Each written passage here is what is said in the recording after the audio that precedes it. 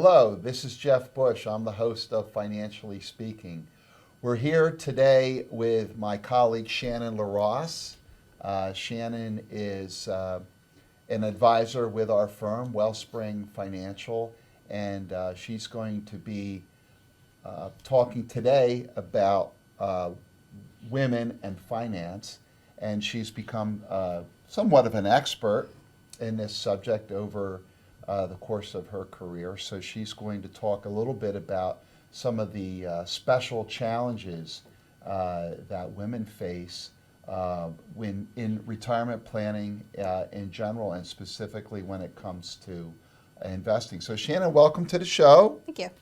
I know you've been here before and you've talked about on a variety of subjects, but today we want to talk about women and wealth. A subject that you know well. So before we get started, is there any opening remarks that you would like to make? Sure. So I don't know that necessarily women and what we have to contend with when we approach retirement is so different than what men have to contend with. You know, we have the same goals. We need to save enough, we need to save in the right way. We need to make sure that when we retire, we're set up appropriately. It's just that we have some added challenges that we are dealing with. We also have certain fears that stand out that sometimes keep us from achieving those goals. Okay. So Shannon, there was a recent Forbes study that says that women on average earn only 84% of what men do. What special challenges does that present women when they're trying to save for retirement, when there's that pay gap? Mm-hmm. Well, I think the most obvious challenge is that we are able to save less. If you are, say, saving 10% of your earnings in a 401k, 10% of $84,000 is going to be significantly less than 10% of $100,000. And then if you're going to compound that over a, say, 40-year career, that's going to be a huge, significant difference in savings. So, using that math, that over 40-year career is going to be about $400,000 less in savings, just because of that 16% deficit in pay. So that's the most obvious difference. And then, of course, there's other factors that some people may not consider, like the difference in Social Security benefits. In that same scenario, that would result in $4,000 per year less in Social Security benefits. Yeah, I think sometimes people overlook that. So let's talk about Social Security for just a minute. So when you calculate Social Security, you're looking at your entire earnings history, right? Correct. So if you're earning less, that's going to result in a lower benefit, right? Because the Correct. way they calculate that benefit. What about the fact that a lot of women leave the workforce for a period of time? Let's talk about that for a minute. Sure. So I think you're probably referring to the fact that 2/3 of all unpaid caregivers are women. So most people that are looking to retire today are members of what is called the sandwich generation. So you are more likely than any generation before you to have to take unpaid leave to care for young children at some point in your life, but also parents or aunts and uncles. So you are now doubly likely to need to take a break from employment in order to care for someone. So 2/3 of all unpaid caregivers are women. So we're more likely to need to take those breaks in our career, meaning that not only are we earning less, but there's going to be certain years where we could potentially be earning nothing. So we are then saving nothing. Sometimes also to be able to pay the bills during those lapses in employment, we're pulling from retirement accounts. Some people have to go into debt. And then because you mentioned Social Security, that's also going to affect those benefits, because your Social Security benefit is going to be based on the highest 35 years of earnings. Maybe you have a 35-year working career, but during that time, you have 5 years of unpaid time. That means that you're only averaging in 30 years of earnings, but you're still dividing by 35. So you're further diluting that Social Security benefit. Yeah, so they're putting zeros in. They are. On those years that Yeah. you don't work, so that reduces the overall benefit. And here I thought sandwich generation, here I thought that we were talking about like ham and cheese or salami. You but would. That's not what it is? That's not it. We're talking, so sandwich generation means you're caring for a parent and caring for children at the same time. Boy, I learned something today. Impact of long-term career gaps. So in addition to sacrificing income, gaps in employment also can result in elimination of savings plans. So you have to, in other words, if you're not working, you're taking money out of your savings account, right? And the Yeah. other thing too is, and I don't know that if you mention this in any of this material that you put out, but it does impact your ability to advance in your career too. So Certainly. if you're taking 5 years off, in your, let's say you're in your 40s or 50s, I mean, for a male, that would be their prime, their prime earnings, their prime, when they're advancing most in their career. Right. So a lot of times, a woman is fighting that battle. So that was something really good to point out. Now, the other thing I want to mention is that Shannon has done webinars on this very subject. So I want to put this out there to our viewers today, that if you want to watch this webinar, contact our office. We'll put the contact information up on the screen, and we can get that webinar out there to you, and you can watch that at your convenience. Is there anything special about the webinar, Shannon, you think might be helpful to our female viewers today? So a lot of the same topics that we're covering today are addressed. It's just provide a little bit more detail, go into a little bit more of also some of the detailed solutions, some ideas, go into a little more detail about types of investments, or really address the financial literacy. So, some of the solutions that we have at our disposal to try to combat some of the challenges that we face. Yeah, and I think too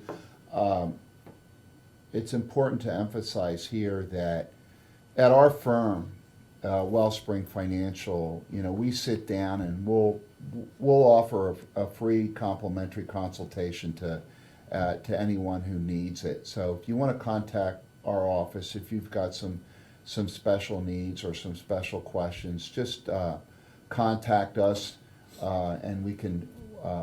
And if it's specifically related to issues that are unique to women, Shannon would be happy to sit down with you.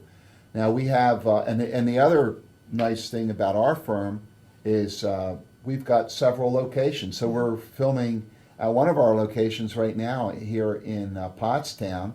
We're here high atop the Security Trust building on the corner of High and Hanover Street. But we also have an office in Norristown. That's our main location. We'll put our addresses up on the screen. We're at the Boulevard of the Generals. And then we have an office in Wyomissing, which is Shannon's main location. So we're kind of right on the other side of Reading. When I say the other side of Reading, I mean the western side of Reading, of Berks County. And then we have an office up in Allentown as well. So we're spread out pretty good along this area of Pennsylvania. So we're always available to sit down with you if you have any financial needs. Now, here's another question for you, Shannon, and this really is, I think, a unique area of planning, and that is that women dealing with divorce. Okay, divorce really presents a unique set of problems and circumstances for women. So why don't you talk a little bit about some of those special challenges? Sure. So I think that nobody ever starts your life planning for divorce. So if you are somebody that has done everything financially right, you have planned out your finances, you have prioritized savings, odds are you have planned in a way that you had accounted for both spouses' Social Securities, possibly pension, savings. It's still likely that although women are more and more becoming higher earners, closer to providing 50% of the household income, we're still not quite there. So in all likelihood, statistically, in a divorce situation, a woman will still be walking away with a lesser income than a man. Not all situations, but typically, statistically.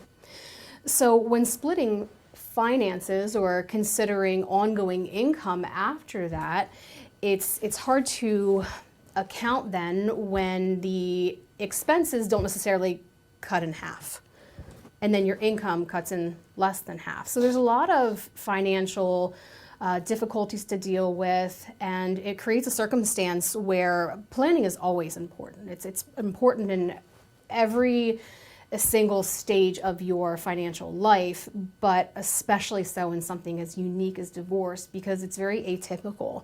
So then it becomes essential that you're very strategic in how you put things together, how that settlement is handled, and how you set yourself up for the future. Yeah, and I think too is like a married couple might be working with a financial advisor, and then if a divorce situation is presented, then a lot of times, the woman is going to have to engage with a financial advisor that has her best interests in mind, right? Because the financial Certainly. advisor may be biased toward, and again, not all the time, but might be biased towards the male for whatever reason.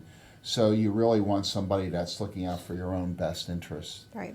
because that's really important as you go through a really critical change of life. And there's another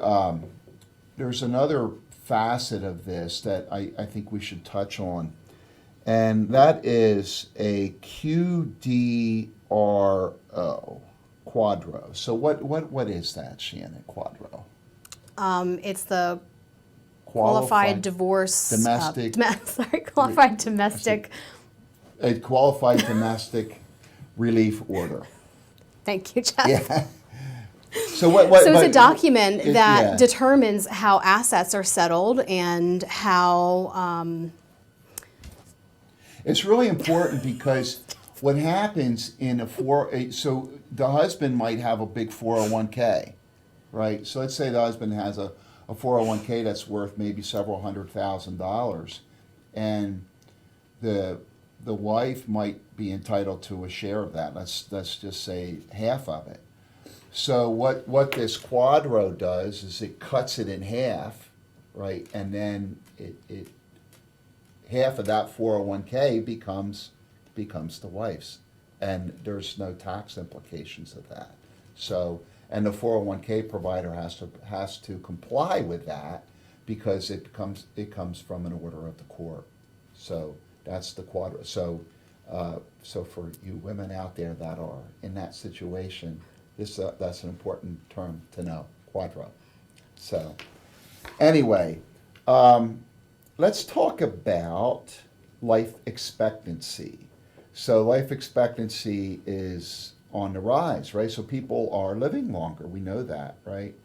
So how does that impact financial planning when, women now are living, and men, but women are living longer, right? Mm-hmm.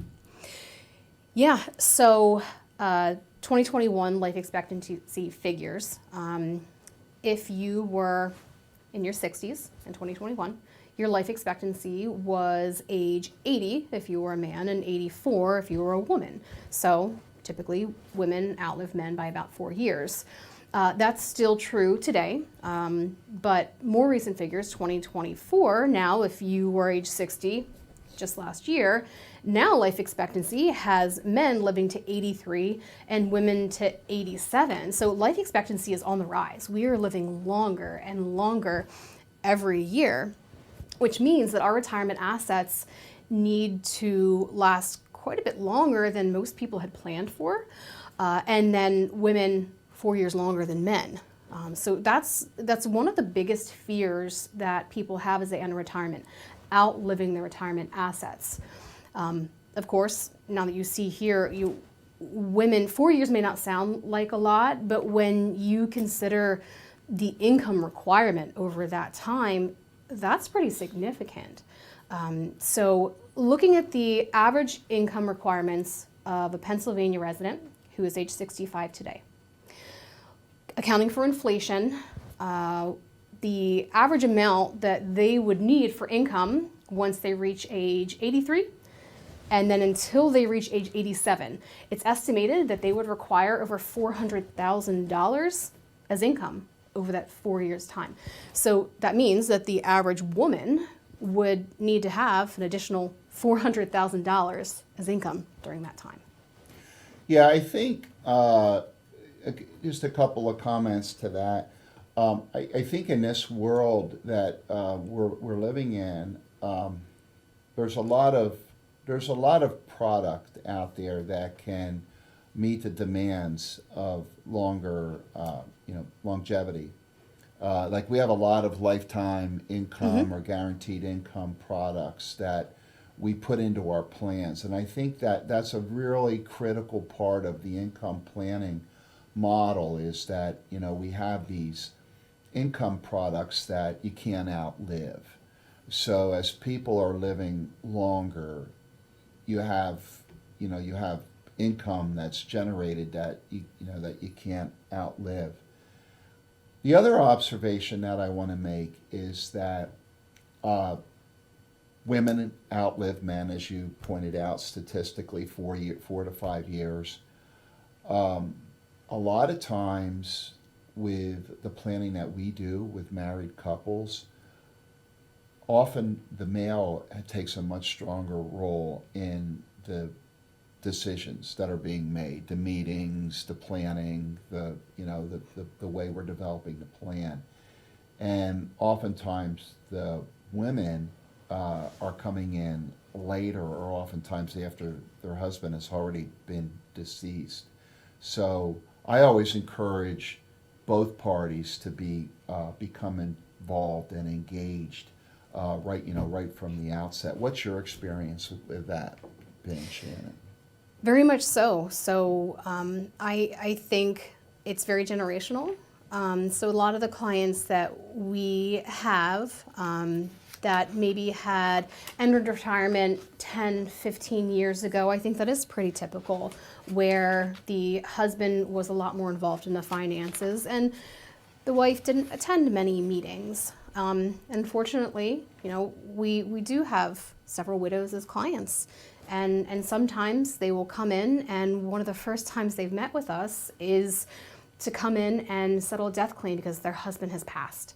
And that is not the first time I want to get to know a female client or any client.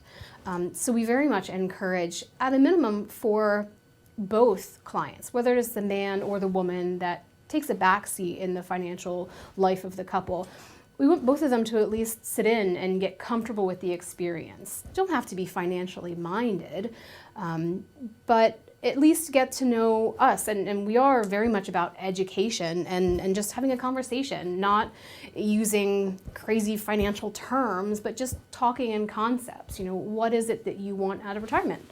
What do you want to do? How do you want to spend your time? Not always about the numbers, but what do you want to do? Talking about retirement really as an experience as opposed to just how to invest. So I feel very strongly about both sides of a couple getting involved in the retirement discussion.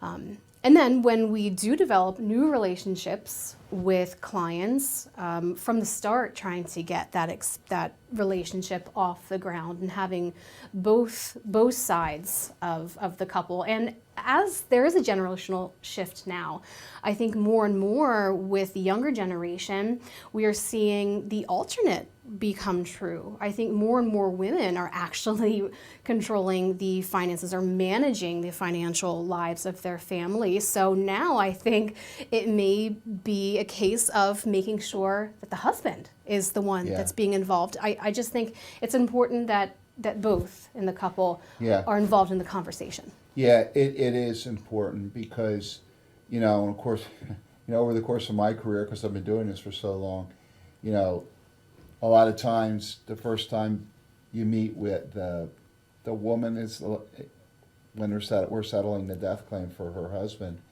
and then it presents all kinds of problems. Because now you have to build up trust because you don't have it, right? Because it's just because the husband trusted us, that doesn't mean the wife is going to. So there's that, and then a lot of times. Children are involved at that point because they want to help out mom, so they come to the meetings. So it presents a dynamic in that relationship that can be avoided if everybody's sitting at the table up front and is involved with the decisions.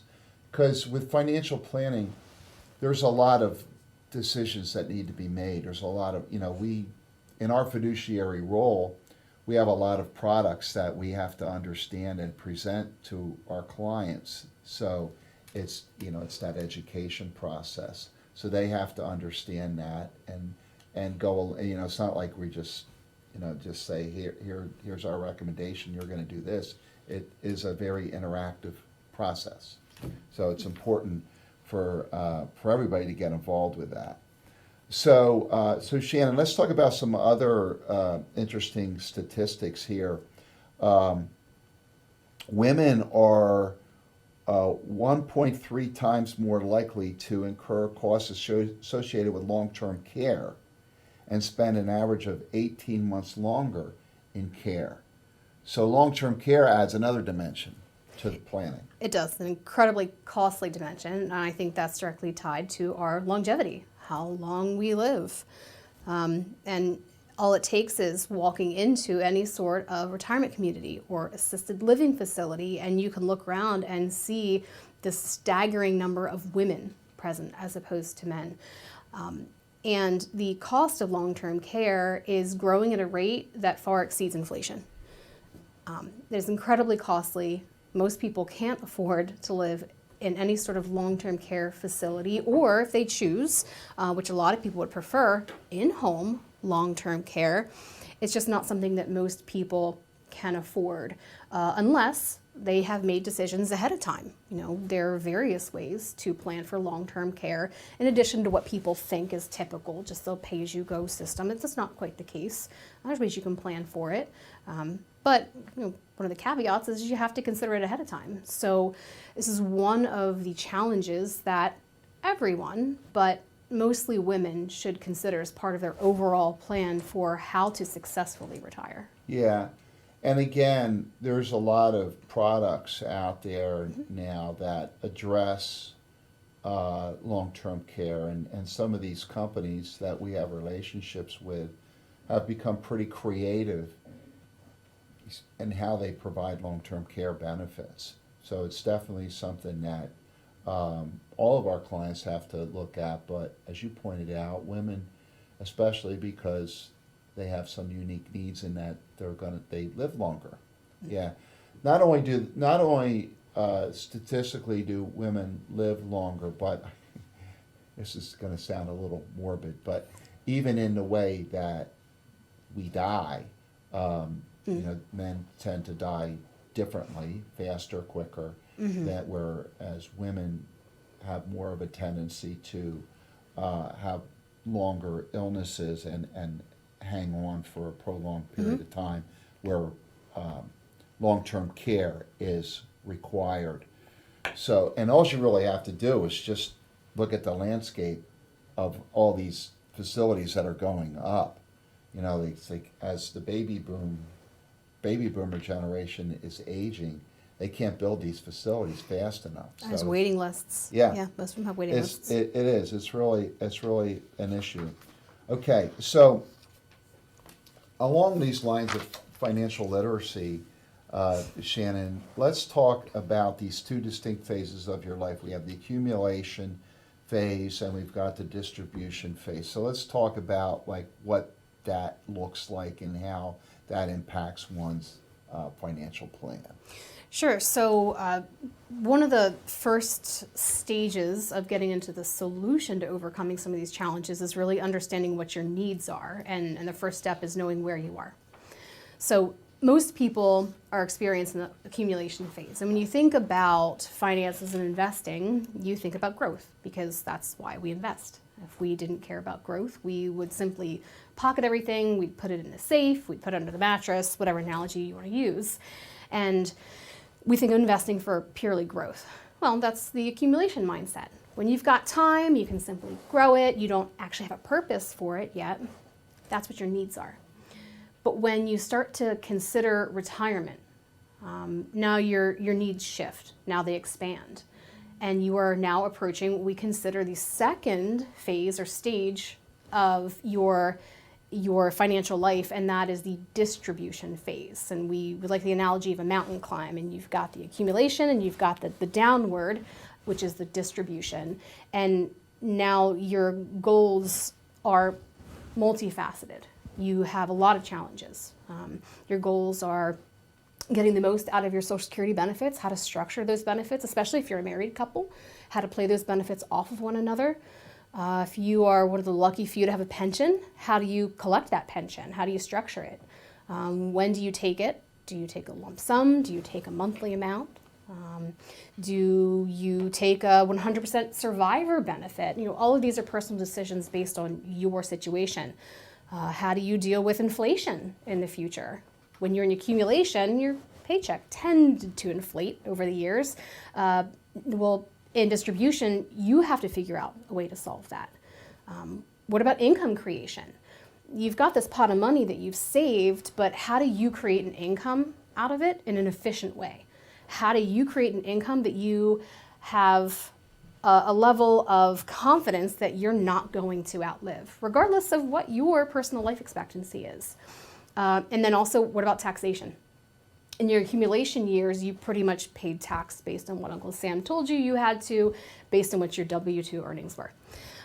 But in your distribution years, most people have some sort of control over their taxation. How do you become most tax efficient? So in your distribution years, now that second phase, there are a lot of challenges, but also opportunities.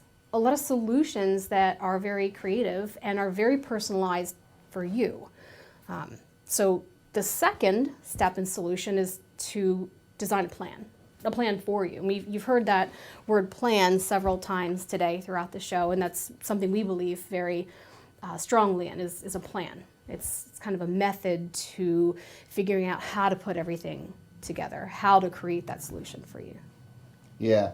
Well, I think the important thing to note here is that investing in your accumulation phase is very different than investing in the distribution phase.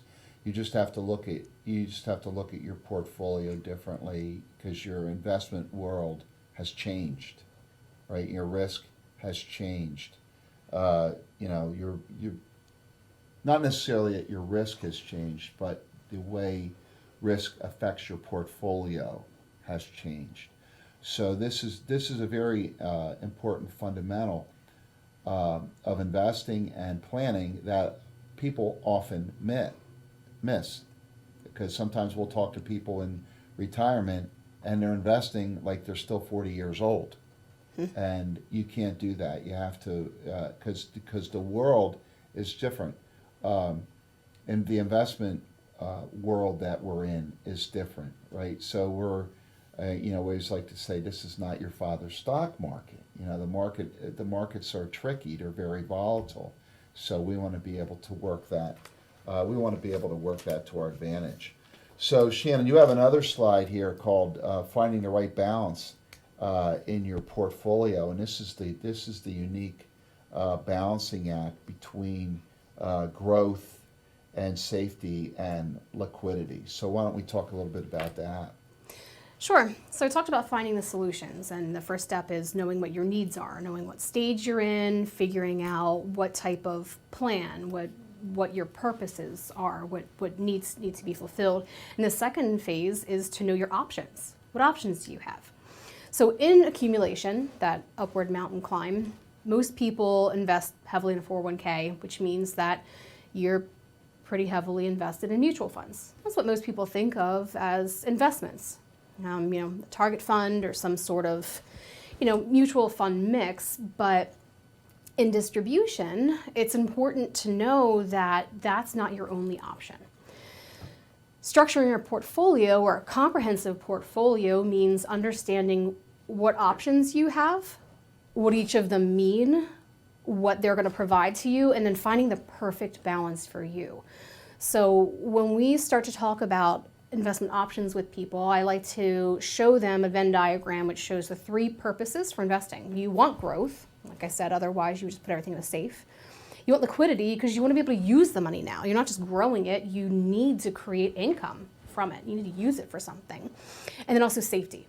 You don't want to invest anything in one particular stock because if company goes bankrupt, you have nothing. So it's important that a well-established portfolio has all three of those purposes.